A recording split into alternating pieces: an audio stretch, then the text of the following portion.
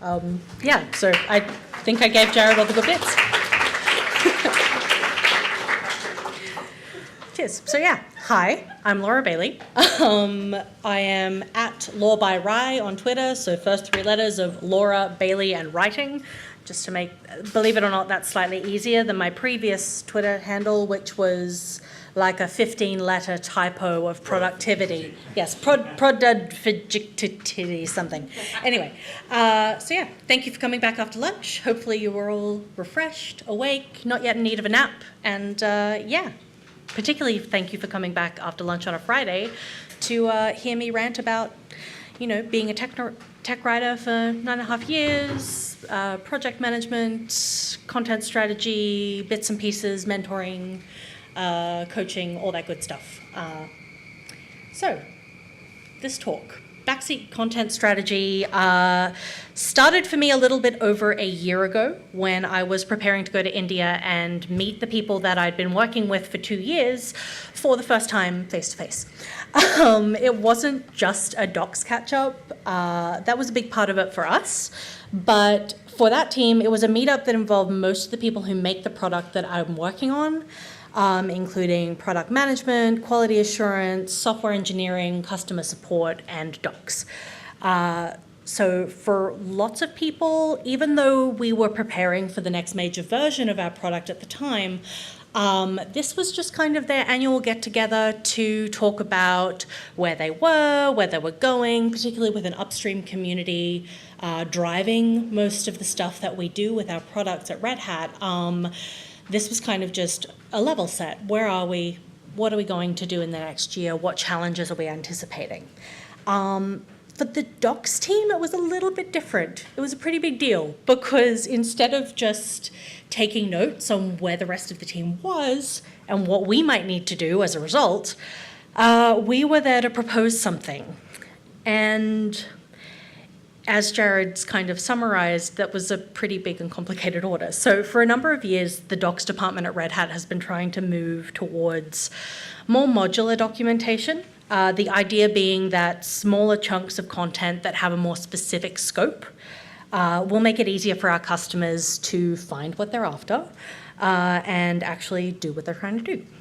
So instead of having basically gigantic narrative compendiums of content that cover everything related to the administration of a product or the installation of a product in general terms.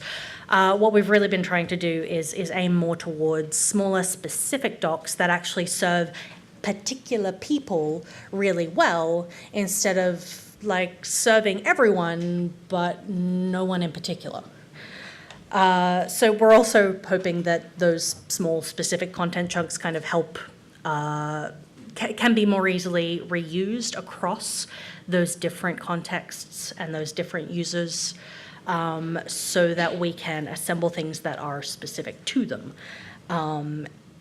And yeah, you know, rather than making them refer to 3 different manuals, we want to be able to give people end-to-end docs that talk about their particular situation instead of, okay, so instead of deploying 1 product, you're deploying 3 products, and you have to go check across these 3 manuals in totally disparate teams to figure that out.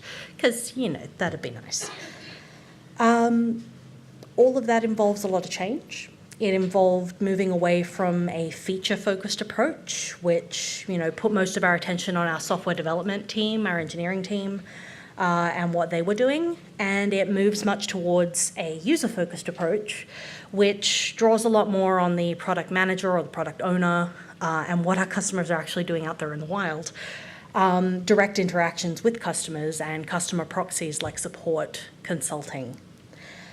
Since this particular project was going to be a major new version, it was going to involve a lot of new things, a lot of removed things, or things that we had stopped supporting in the meantime, and a lot of telling people how to do things that they used to do differently. Also, just for funsies, it involved moving from one markup language to another and one build system to another, and changing a lot about how we actually wrote and what our voice was at the same time, just for fun. So when the submission window for this opened up, I thought, great, this will be an excellent topic. Ready-made story, 1 whole year of developing this amazing product, and I'll have a year-long tale of adventure. And I do have a year-long tale of adventure, but it's not exactly the story I thought I was going to be pitching. Sorry, Jared. Because, you have to submit 6 months in advance. That doesn't work so well sometimes for products. So just before that big meetup happened, we lost our product manager. And we didn't get a real replacement product manager until about 6 months later. So inevitably, also, there were a bunch of changes of focus, changes of direction, because we are dealing with upstream, we are dealing with responding directly to customer requests. That mean that this particular project got a backseat for a lot of the past year because we were dealing with other things instead. But even so, we were determined to make progress on this because it's the next major version of the product. It's not going to happen. Sooner or later, focus is going to be back on that, and we need to be ready to go when it is. So we needed to know what we were doing, how we were going to do it, and basically to be able to predict how long it was going to take, even though it's not something we'd ever really done before. Ideally, in this situation, writing a whole new thing, you want to start with user stories and what your users are doing and wanting to do and develop the content on from there. But without a product manager and without particular users for the upstream content with these new features, we don't really have user stories to work with. So that's a bust. And the way that our docs teams work, our content strategists often don't get to focus on a single product or a single set of products. They're a little bit spread all over the shop. So they don't get to focus. But content strategy involves deep, detailed knowledge of the product, of the customer, and the content, and of the relationships that those things have to each other. So it really needs to be holistic to work well. Basically, to me, content strategy and writing are so interconnected that it's almost pointless to separate them. So with all that said, the rest of this talk is basically about how you develop that deep and detailed understanding of the knowledge. Let's try that again. Deep, detailed knowledge about the product, about the content and the customer, and how you can use those things to Voltron together the ultimate doc. Namely, how to get the things that you need to develop a content strategy, how to convince people to support you in executing on that content strategy, and how to make sure that your strategy is actually doing what you wanted it to do from the perspective of someone who's not technically on the hook for any of that. So there is a lot of how-to content strategy material out there in general, but most of it is not from the perspective of how to do it when you're not technically responsible for it, but really need to be involved. You need to ask some really big and important questions about what it is your product is going to do. Most important ones off the top of my head are who is using this, why are they using it, but why though? But why are they doing that? And keep going until you get to the actual root cause of what is their internal goal that is making them want to do this thing in the first place. No one just picks up your product because, it looks like fun, or like that they're always seeking something, and you've got to find out what that is in order to really understand why they're here. You've also got to understand what their context is. And by context, I mean you've got to understand their level of expertise.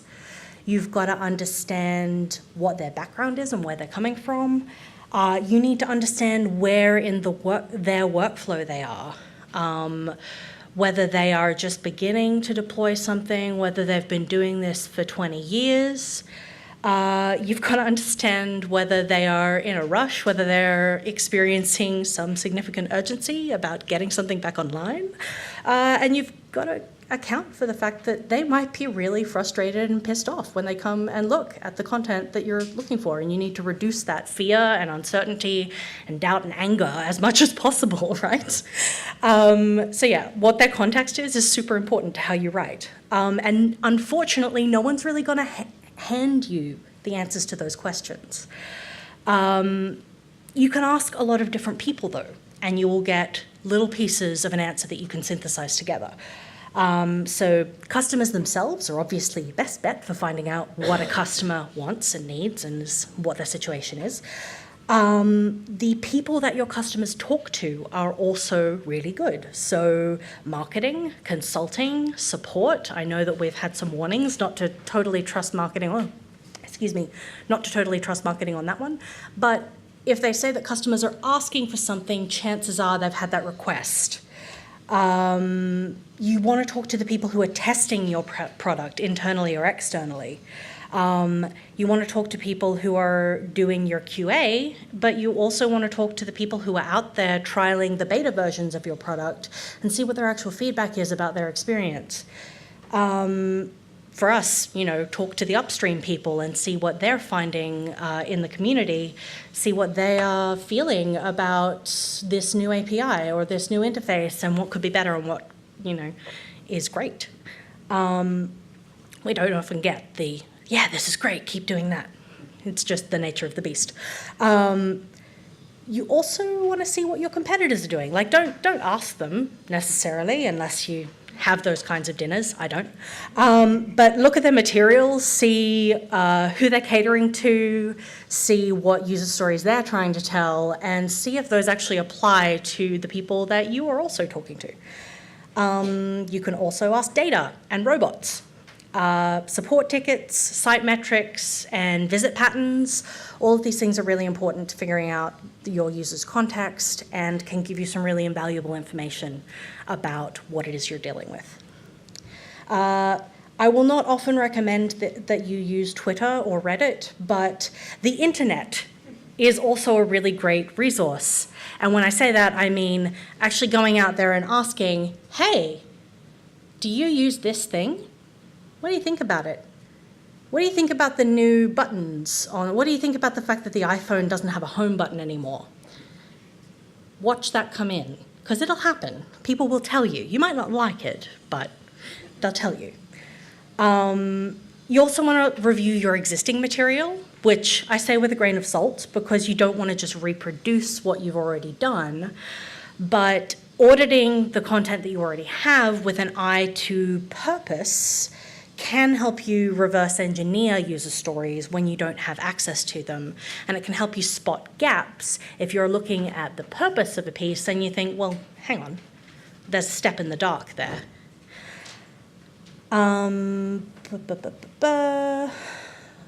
Really needed to actually bring my glasses with me this weekend. That would have been A+. But yeah, so hopefully by the end of this research trip, you know more or less what you want to do with your content, or you have some ideas towards it. Even if you don't feel like you know what the right answer is, do you have a best guess? Can you maybe nut out what exactly, like, what you think might be the right answer? Because you should write that down, and you should write down why you think that. What justification do you have for believing that? And question it, and adjust it, and run it past people, and listen to them and their feedback. Care about their answers, and adjust your best guess, and keep doing that until you feel like you've got a proposal that can really stand on its own. You need to repeat that process until you have something that you think your customers will actually approve of. Because no one successfully pitches their first iteration of anything. And it's really important to remember that, even when we're in a hurry. So in terms of getting support for whatever strategy you come up with, the second easiest way to get support for something is to be right. The actual easiest way to get support for something is to understand what the people around you want and how what you're doing serves them. Empathy is literally your strongest asset in any kind of service, and documentation is no exception. You need to figure out, like, if you need support from someone, you need to figure out what it is like in their situation and how they benefit from your content strategy's success. You also need to be absolutely realistic when you are setting their expectations about what your content strategy will do for them, because you can't exaggerate or oversell on things and not follow through, because all that does is reduce the trust that people have placed in you. You need to be realistic about what you'll be able to do and what you need, and do your best to live up to those expectations. And if you don't live up to those expectations inadvertently, then you need to be clear about why that happened. You really need to be very careful about tracking what happened. Is that what you expected to happen? Why did or did not you expect that to happen? And what do we do now? How do we react to that? You need to have contingencies. If you can't live up to the expectations that you had, you need to figure out why not. You also need to remember that communicating your content strategy, getting support for your content strategy, requires a content strategy. You need to treat internal communication and communication with other parts of teams that you integrate with the same way that you treat interacting with customers. You need those communications to have a purpose. You need to set expectations. You need to figure out what the goals of your communications are. This is super important. I'm not going to go further down that meta rabbit hole, but that's an important thing to remember. Once you have support for your strategy, you need to prepare. Especially if you're doing something different. You need to test the strategy. I don't actually have stuff written down about this, but one of the things that, as part of this giant project that we worked on, basically we needed to rework the underlying content. We knew that we would be able to take a lot of content forward from the old stuff because we had a number of well-established use cases or user stories. What we did not know was how long it would take us to convert, and I use convert loosely because we were not converting, we were rewriting. We didn't know how long it would take us to get from the old document structure to the new document structure, and we didn't know what quality level the content would be once we got there. We didn't know how accurate it would be to the new product, but we also didn't know, because our team is all over the world, because we don't have native English speakers as all of our writers, there are quirks in every learned language and in every language structure that affect the clarity of content. And because we had quite a number of new writers, because there's a million reasons, but basically we didn't know what the end output was actually going to be. So we actually conducted trial sprints. We put together, everybody got a bunch of training on how we thought this process was going to work. Everyone in our docs team worldwide got the same training. We made sure that we actually sent the same person around the world to do the same training because we didn't want people to get disparate ideas on different continents, because geographic siloing is a thing. We did this first trial sprint and we tracked our time. We tracked how much we spent. We tracked what kinds of activities took up our time. We tracked how much time we spent being interrupted in the week that we'd set aside for a trial sprint to see how much time we could actually expect to be focusing on things. And the results of that first trial sprint were incredibly depressing.